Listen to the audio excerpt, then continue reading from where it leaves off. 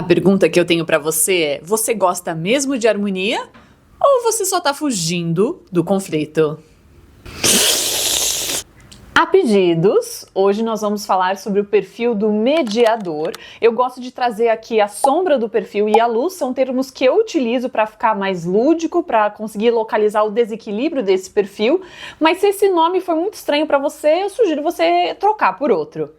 Mas também investiga por que é tão estranho, se causam, nossa, sombra, ui, credo. Observa aí como é que tá a sua relação com as suas sombras, que pode estar te atrapalhando na sua integração, na sua individuação.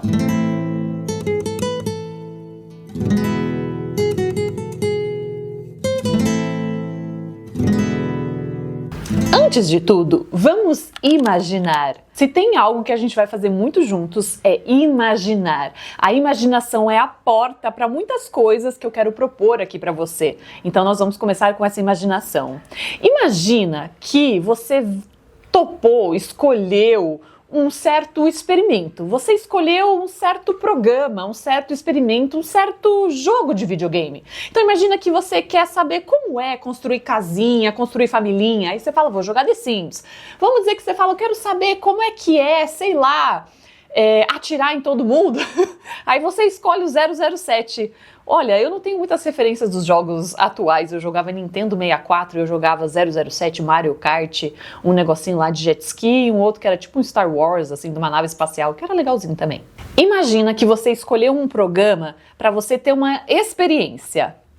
Uma outra forma da gente olhar isso, sabe o Neo de Matrix, do Matrix 1, que ele começa a receber a programação, ele tá com, sei lá, com os eletrodos na cabeça, não sei, e ele começa a ter a programação, então ele começa a ter aula, acho que é Kung Fu, não lembro, ele começa a ter aula de artes marciais, ele tem aquelas aulas. Imagina que você escolheu ter esse programa. Dentro desse programa de artes marciais, você vai experimentar o que é ganhar força, o que é ganhar agilidade, o que é ganhar reflexo, mas você também vai ter que experienciar como é que lida com a dor, como é que lida com a vontade de desistir, como é que lida com a resistência do corpo de ir para algo que é dolorido. Então você vai ter o pacotinho completo. Então imagina que você escolheu uma experiência e você vai enfrentar o pacotinho completo. Algumas pessoas acabam não usufruindo do pacotinho completo, o que é uma pena. Porque quanto mais a gente consegue se abrir para a experiência completa, mais a gente consegue informações completas. Então imagina que o programa que você escolheu é o mediador. Vamos entender como é que é esse programa? A aula do mediador é como lidar com o conflito. O problema é que no início da jornada do mediador, sabe o que ele vai fazer? Temer o conflito. Ele deseja a paz, ele deseja a harmonia. Só que essa paz e essa harmonia só vai ser obtida a partir do enfrentamento do conflito. É natural que o mediador, no início da sua jornada, ele queira abafar o conflito, ele queira fugir do conflito. E essa é o início da sombra do mediador. Ele pode querer forçar uma pacificação antes da hora, de forma precipitada. Sabe aqueles dois irmãos muito próximos estão se matando e a mãe fala, abraça e pede desculpa. E os irmãos assim se abraçam, tipo, querendo matar, puxar o cabelo do outro, sabe?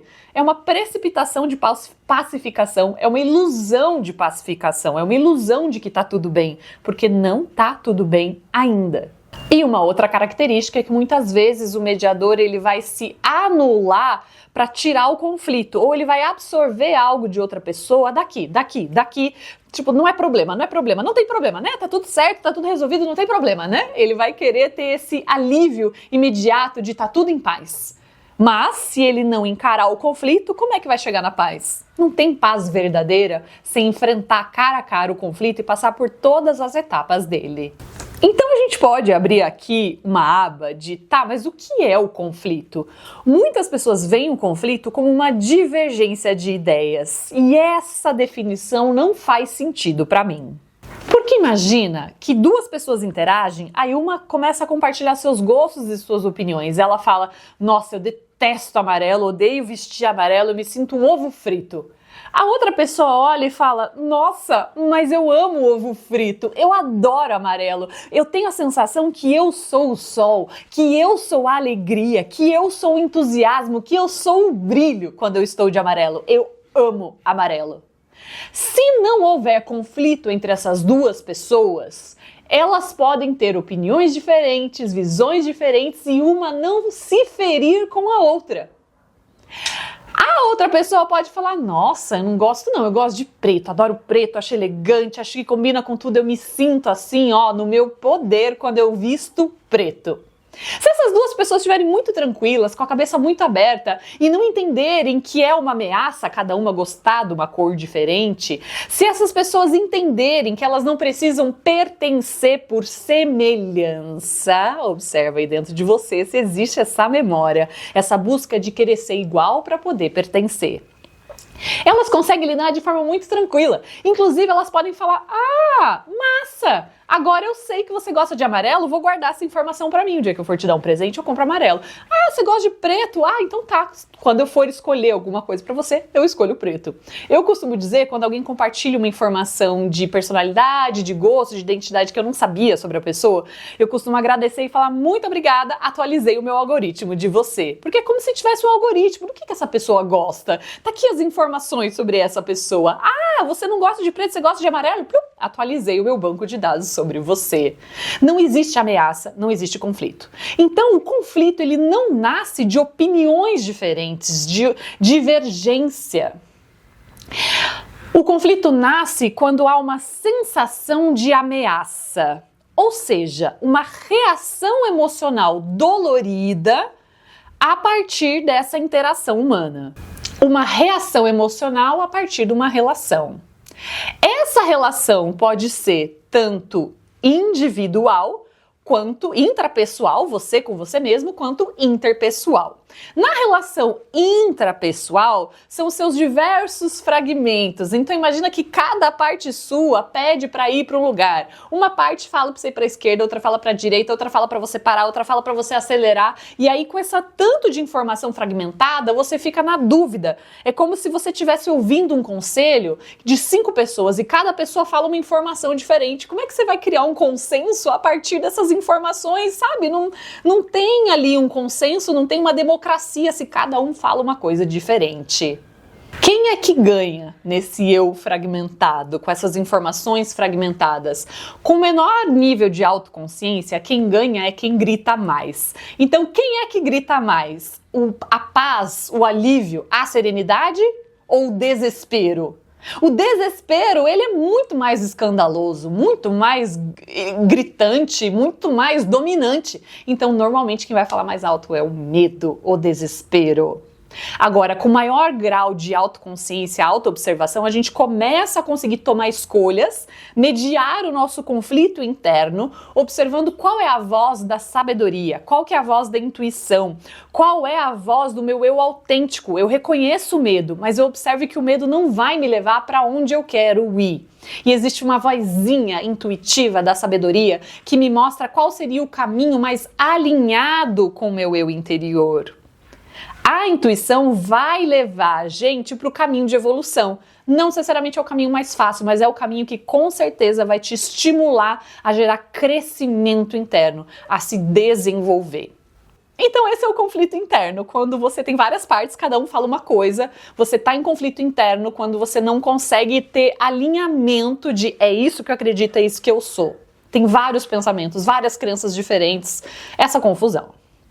Agora, a mesma coisa acontece no conflito entre duas pessoas ou entre várias pessoas na relação. O conflito nasce não porque você pensa diferente de mim, mas porque pensar diferente de mim gera uma informação negativa, gera uma informação, um alerta dentro do meu sistema interno. O meu sistema interno interpreta isso como um problema, mas isso é uma reação emocional. Observa que não é o fato de você pensar diferente que me ameaça, é a minha memória de que isso é uma ameaça. Quando a gente desconfigura essa reação em cadeia, quando a gente entende, o nosso corpo entende que você pensar diferente não é uma ameaça para mim, aí a gente não fica entrando em tanto conflito. Se o outro está em conflito comigo, isso é uma responsabilidade dele, mas eu não estou em conflito com aquela pessoa. E assim também uma forma da gente neutralizar o conflito. Você não tem como resolver no nível interno da pessoa, mas você sai do furacão do conflito. Já vamos falar sobre ele. Agora, por que para a maioria das pessoas, eu diria que todo mundo em algum nível, nós temos uma memória primitiva? Nós temos uma memória de medos muito ancestrais, muito primitiva, de que o conflito tem a ver com ameaça, ele nos gera medo, porque é perigoso, ele ameaça a nossa sobrevivência, isso nessa memória primitiva. Porque antes ameaçava, então se tem um risco de eu não pertencer a um grupo, isso ameaça as minhas chances de sobreviver. A colaboração ela nascia, né? As comunidades nasciam para aumentar as chances de sobrevivência. Então tem uma memória nossa que nos fala instantaneamente que se alguém discordar de mim, vai ter um julgamento, vai ter uma exclusão, vai ter uma ruptura, e dentro dessa memória de medo, ruptura é perigo. Se a gente entende que a ruptura é morte e a gente passa por ciclos de morte simbólicas à nossa vida, a gente consegue desapegar de lugares e de situações e de comportamentos nossos que não nos servem mais. E aí a gente consegue se despedir, desapegar. Quando eu desapego, eu consigo abraçar essa ruptura de forma muito positiva, muito benéfica para o meu desenvolvimento. Benéfica para o meu desenvolvimento não quer dizer que não vai ser sofrido passar por isso, mas faz parte e me ajuda a ir para um novo patamar. Então, no fundo, qual é o medo primitivo que a gente pode estar falando aqui? O medo da morte, o medo da morte simbólica. O medo da morte simbólica, porque não é uma morte real, mas nossa memória mais primitiva, ela não entende que a gente está numa situação diferente daquela dos nossos ancestrais. Ela gatilha um alerta falando perigo. E é isso que a gente precisa transformar para aprender a lidar com os conflitos de forma mais positiva e que nos permita se posicionar, ser autêntico, nos expressar, porque o perigo da gente ter medo do conflito é se anular. E é isso que o mediador faz lá no começo da jornada dele, se anular. Feito esse contexto sobre reflexões sobre o que é o conflito e como que a gente reage ao conflito e novas formas de como a gente pode reagir ao conflito, no caso, responder ao conflito seria a melhor palavra. Reação é essa coisa automática de uma emoção que está programada, que reflete o meu passado. Uma resposta seria uma atitude mais consciente, onde eu observo, isso não me gatilha, ou eu passo pelo gatilho, e aí eu consigo responder de forma mais consciente. Feito esse contexto, agora a gente pode ir para a tabelinha da sombra e da luz desse perfil. Então, começando pela sombra, o primeiro vai ser evitar o conflito. Nisso, ele vai entrar numa fuga, tentando abafar com panos quentes. E agora, segura minha mão para a gente conseguir atravessar aqui uma verdade inconveniente, mas importante. No fundo, esse medo do conflito leva ele para uma covardia, porque ele acaba não enfrentando pequenos conflitos, não só os gigantescos, porque lembra daquelas memórias mais doloridas do passado. Acaba forçando uma pacificação, entre aspas, porque não é uma pacificação verdadeira, de forma precipitada, e vai também se anular as suas necessidades para tentar gerar uma harmonia ali rápida. E aí, derivados do medo do conflito, né? Então, medo de emitir a sua opinião, porque pode gerar reações ali para ele indesejadas no meio, vai ter medo de se posicionar para não se voltarem contra ele também, e de colocar limites. Pode ser que ele fique até tentando ouvir todo mundo, mas aí ele fica lá ouvindo, tentando resolver conflitos de pessoas que nem querem resolver conflito, que estão ali apegados no drama.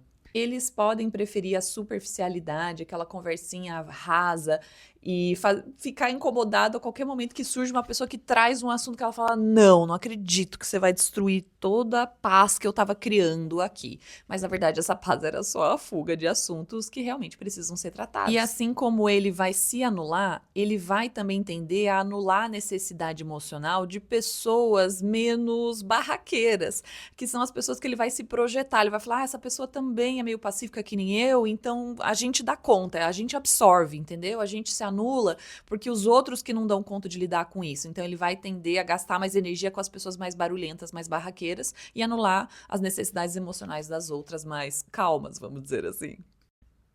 E derivado dessa superficialidade, ele vai evitar mergulhar no cerne da questão, de descobrir, sabe, qual que é a origem de todo esse conflito, porque quanto mais ele abre, mais no vespeiro ele entra, então como ele está evitando o conflito, ele não vai querer entrar no vespeiro, ele vai fingir que o vespeiro não existe. Quem está muito inconsciente na sombra do mediador pode até se achar como uma pessoa pacifista, uma pessoa que não tem problema, né, o problema são os outros que criam um caos. Eu sou uma pessoa tranquila, uma pessoa da paz, mas na verdade ele pode está trazendo a covardia de não lidar, de não enfrentar o conflito. Então ele não está trazendo paz, ele só está fingindo para ele mesmo que a paz chegou, mas a paz está longe de chegar, precisa trabalhar com todo esse conflito aí que ele está evitando. Vamos agora para a luz do mediador, quando ele começa a trazer as suas habilidades e de fato gerar impacto positivo no meio. Então a maestria desse perfil, ele desenvolve a maestria de atravessar o conflito para chegar na harmonia. Perceba que atravessar o conflito é o meio para chegar na harmonia. É por isso que na sombra, evitar o conflito afasta ele de desenvolver essa maestria. Ele precisa desse substrato para poder desenvolver, criar a harmonia. Para não se perder demais no drama das pessoas e para não ficar muito evitativo também, ele desenvolve a sabedoria de quando intervir e quando se afastar ou soltar uma situação. Ele ganha esse discernimento de onde vale a pena investir energia que vai abrir alguma coisa e quando ele só está alimentando o drama de outra pessoa. Ele precisa entender de dramas. Aí ele vira um radarzinho, ele desenvolve um faro para perceber onde que tem drama, que é um conflito que não quer se desarmar, e todos os mecanismos de manipulação, né? Os primeiros contra ele mesmo, que usam ele para poder tentar manipular para um lado ou acaba enviesando o mediador e ele não pode ter esse viés. E também a diplomacia. Agora vamos falar do furacão, do tornado do conflito. Então, o mediador, ele precisa estar em harmonia interior. Se ele não está em harmonia interior, ele vai acabar se misturando no conflito e ele não consegue mediar. Então, quando ele tem essa harmonia, ele fica imune a esse tornado. Mas ele vai ser o tempo inteiro tentado a morder essa isca. O tempo inteiro alguém vai estar puxando ele para ele entrar no conflito, entrar no barraco também. Mas se ele entra no barraco junto, quem é que vai ir ajudar a tirar essa galera desse conflitão? Então imagina o tornado do conflito, né, que tem aquela força grande ali, né, de puxar para o próprio tornado, uma força quase magnética que puxa as pessoas para dentro. O mediador, se ele estiver nessa harmonia interior, ele fica fora do tornado para poder observar, ver melhor e ter controle do seu próprio comportamento, né? Afinal, ele tá ali em solo firme, observando a galera ali voando dentro do tornado do conflito. Agora, se em algum momento alguém fala, não, você não sabe o que é, você não tá nem aí, barará, você devia vir aqui, não sei o quê, vem olhar, né? Tenta a pessoa para chegar pertinho, vem cá, não tem problema chegar pertinho. Aí, no momento que ele chega pertinho do tornado, como tem uma força magnética muito grande, o que acontece? Já era. Aí ele entra para dentro do tornado e ele vira mais uma pessoa no caos. Agora não tem ninguém para poder substituir o mediador. E aquele espaço seguro, com discernimento, com sabedoria, fora do tornado, ele está desocupado, não tem ninguém.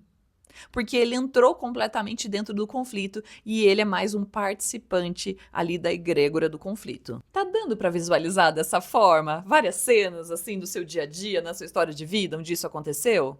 Então vamos voltar para a maestria de gerar harmonia nas relações humanas por meio do conflito. Isso é específico do mediador e que diferencia ele de outros harmonizadores, né? Então tem outros perfis que vão também trazer harmonia.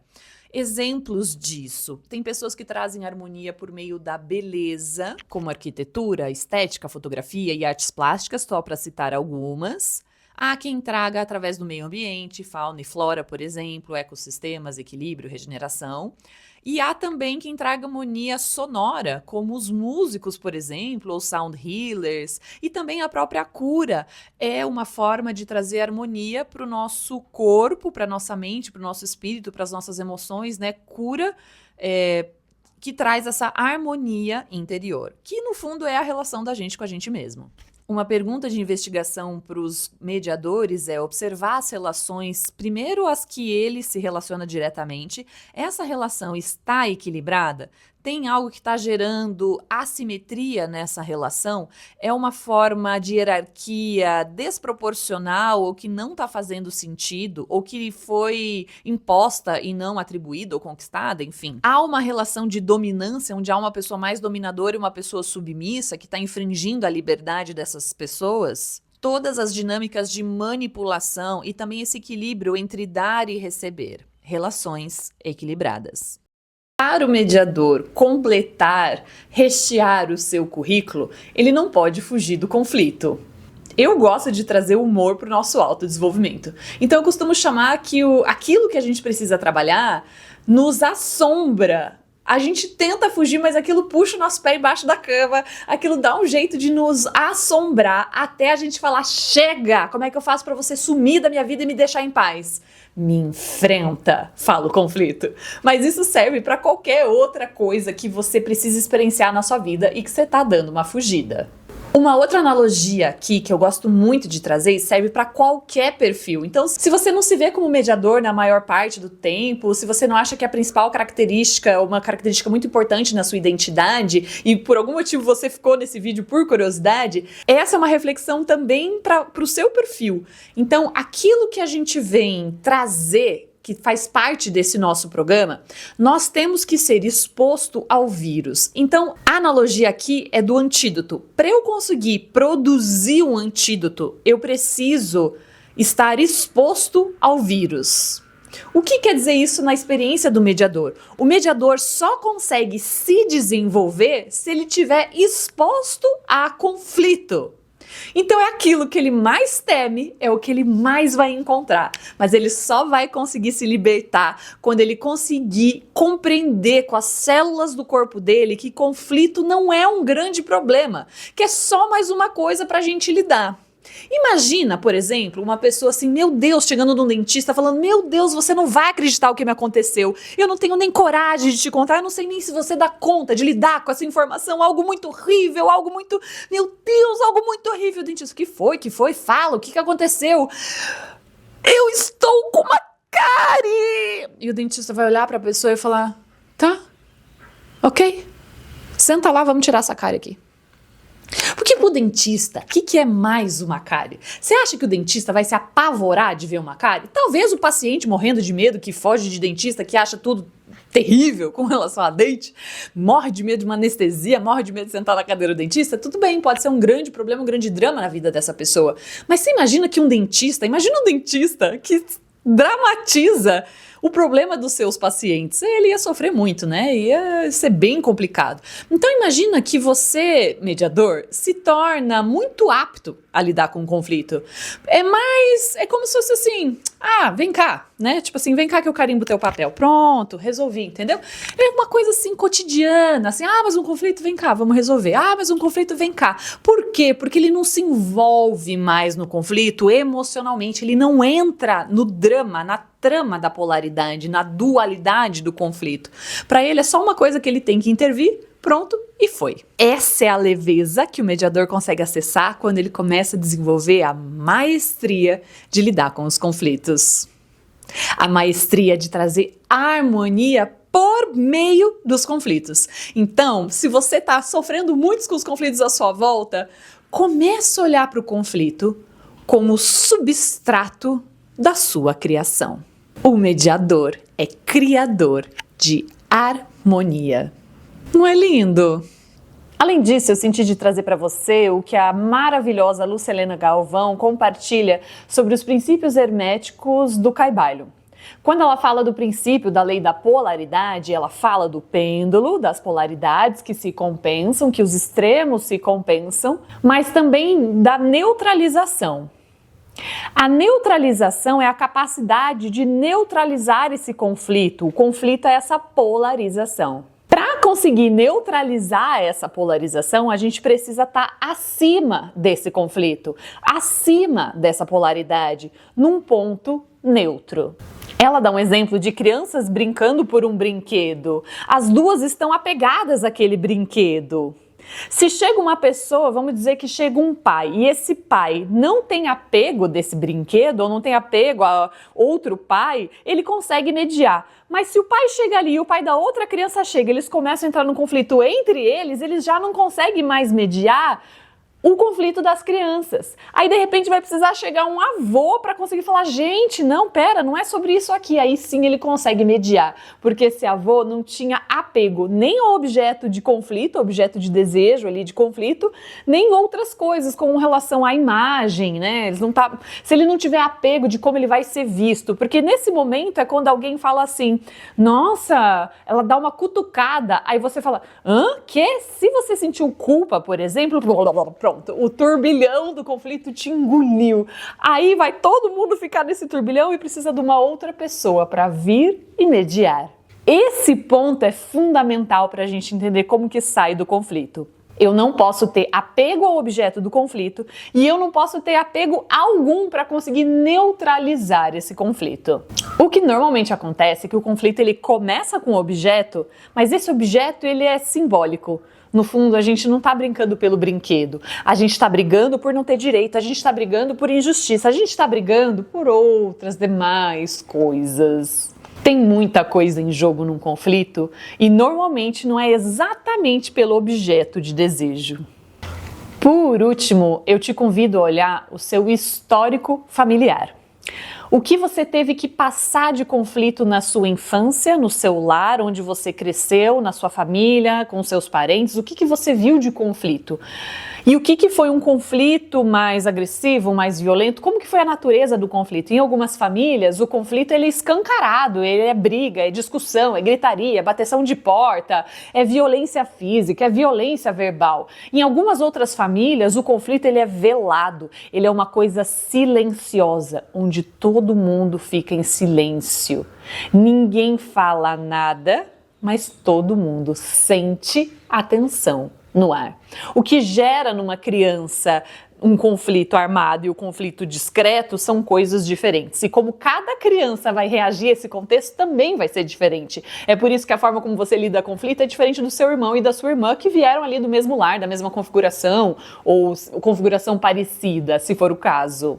Se a gente tem um exemplo de um pai e de uma mãe, ou de qualquer pessoa ali que sejam a nossa família, pode ser a mãe solo com a avó, se nessa relação as pessoas discordam, elas têm opiniões diferentes, mas elas conseguem levar isso com leveza, com bom humor, com tranquilidade, em casal especialmente, se isso acontece em casal, onde um consegue levar essas características diferentes, né, aceitar as diferenças com humor, isso não vai ser percebido pelas crianças como uma ameaça, mas a partir do momento que isso gera uma reação em uma das pessoas, a criança vai absorver, ela vai automaticamente classificar isso do seu banco de dados. Isso aqui é ruim, isso aqui não pode, isso aqui é ruim, isso aqui não pode. Então você imagina para uma criança indefesa que precisa ali dos cuidadores, como é que ela interpreta o conflito, essa memória de ruptura, de abandono, isso vai ser muito forte na experiência da criança. Então observa quem foi você diante dos conflitos familiares que você vivenciou. Você foi a pessoa que quis fugir do conflito, você foi a pessoa que quis brigar junto, quem foi esse perfil? E é mais fácil você ver comparando com seus irmãos, porque há grandiosíssimas chances de cada um ter assumido um perfil diferente. É isso por hoje, daria pra gente mergulhar muito mais, mas eu espero que essa pincelada tenha te ajudado a refletir sobre conflito, sobre o seu papel como mediador. Se esse conteúdo de alguma forma te ajudou, comenta aqui que eu vou adorar saber. Se ficou mais dúvidas e curiosidades sobre esse tema, manda aqui pra mim também. E se você quiser que eu mapeie outro perfil, manda aqui pra mim também. É isso por hoje e até o próximo vídeo.